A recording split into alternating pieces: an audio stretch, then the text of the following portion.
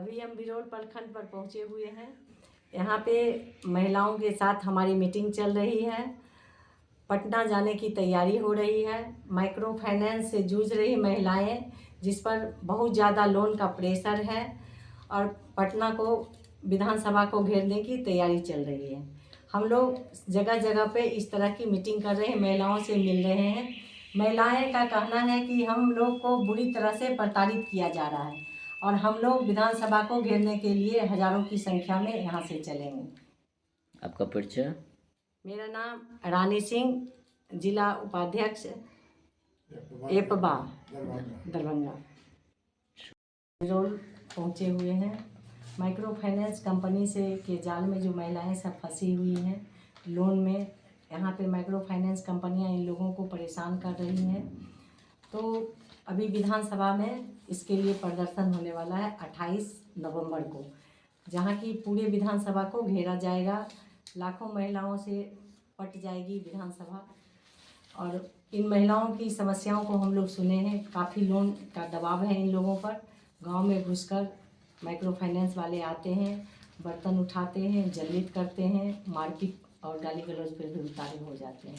इन महिलाओं से ये जानकारी मिले हैं, और ये सारी महिलाएं पटना जाने के लिए तैयार हैं। अपना नाम बोलो। हाँ, रानी सिंह एब्बा, जिला उपाध्यक्ष। समझे ना? 28 नवंबर 2024 को पटना चलो। कब जाना है? 28 को। हाँ, बिहार विधानसभा के समक्ष महिलाओं का विशाल प्रदर्शन होगा।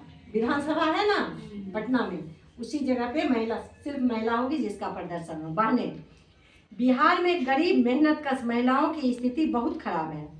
बढ़ती महंगाई और कम आमदनी के कारण घर चलाने के लिए उन्हें कर्ज लेना पड़ता है। बिहार में जीविका के जरिए स्वयं सहायता समूहों का गठन इसी नाम पर किया गया था। यह महिलाओं को स्वरोजगार देगा। बिहार सरकार दावा करती है कि लगभग 1.5 करोड़ महिलाओं इन समूहों में जोड़ी गई है। ये महिलाएं अपने घरेलू खर्च से बचाकर हर सप्ताह 10-10 रुपया जमा करती है, जिससे बिहार में हर साल अरबों रुपया जमा होता है। लेकिन इससे महिलाओं को लाभ बहुत कम मिलता है, और सरकार जीविका केंद्र को मानदेय देने से लेकर अन्य सारे खर्चे इसी पैसे से निकलवाती है। समझ रहे हैं इन बात को? और महिलाओं को अपने ही पैसे का सूद भी देना पड़ता है। चूँकि महिलाओं को अपनी ज़रूरत के मुताबिक कर्ज सरकारी समूहों से नहीं मिलता, इसलिए इन्हें माइक्रो फाइनेंस कंपनियों के पास जाना पड़ता है, और इन कंपनियों का जाल ऐसा है कि महिलाएं इससे निकल नहीं पाती। माइक्रो फाइनेंस कंपनी द्वारा मनमानी सूद पर सट्टा वसूली के लिए महिलाओं को प्रताड़ित किया जाता है। इन कंपनियों के डर से महिलाओं की आत्महत्या और घर छोड़कर पलायन जैसी घटनाएं हो रही हैं। लेकिन मोदी नीतीश सरकार की नीतियों के कारण इन माइक्रो फाइनेंस कंपनियों का मन और भी बढ़ता जा रहा है। बहनों, कर्ज के दबाव और रोजगार व आमदनी के अभाव में बिहार की महिलाएं बेहाल हैं।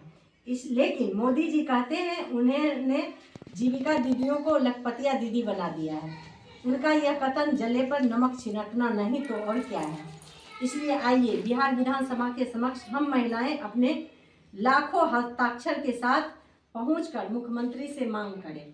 यानी कि जितनी ज़्यादा महिलाएं जाएगी, जितने इस जुड़ी हुई है ग्रुप में, लोन के चक्कर में, सहायता समूह की हो, माइक्रो फाइनेंस से जो भी है, वहाँ जाके हम लोग अपना फॉर्म को जमा कर लें, लाखों की संख्या में। अब क्या क्या मांगे हैं हमारी वो सुनिए। पहली मांग है, समूह की महिलाओं की बचत राशि से जीविका केंद्र को मानदेय देना बंद करो। जो हमारा ही पैसा लेके हमारे ही पैसा को जो जीविका दीदी को दिया जा रहा है, उस पैसा को लेना। जैसे बोलता है सप्ताह में 300 रुपया एक्स्ट्रा दो, महीने में 200-300, वही 300 बाद में आपको दिया जा रहा है। उसके लिए लड़ाई है। जीविका केंद्र को सरकार द्वारा मानदेय दिया जाए, यानी सरकार उसको मानदेय दे। समूह की सभी महिलाओं के लिए अस्थायी स्वरोजगार का इंतजाम करो, और उसके उत्पाद की सरकारी खरीद की गारंटी करो। स्वयं सहायता समूह की महिलाओं का 2022 तक का कर्ज माफ करो। माइक्रो फाइनेंस कंपनियों द्वारा मनमानी सूद वसूली पर रोक लगाओ। माइक्रो फाइनेंस कंपनियों पर निर्भरता को खत्म करने के लिए सरकारी समूहों से महिलाओं को उनकी ज़रूरत के मुताबिक कर्ज दिया जाए। और झारखंड की तरह बिहार में भी सभी महिलाओं को 3,000 रुपया मासिक पेंशन दिया जाए। महिलाओं पर अत्याचार बलात्कार की घटनाओं को रोकने के लिए प्रशासन को जवाबदेह बनाओ। ये सारी मांगे हमारी 7 मांगे हैं सरकार से, सारी महिलाओं के लिए। उस 7 मांग को लेके हम लोग को बिहार विधानसभा को यहाँ जाके प्रदर्शन करना है, लाखों की संख्या में जुटना है। वहाँ जो जाएगा वो उसे न्याय मिलेगा, जो जिसका फॉर्म ही जमा नहीं होगा तो फिर क्या होगा।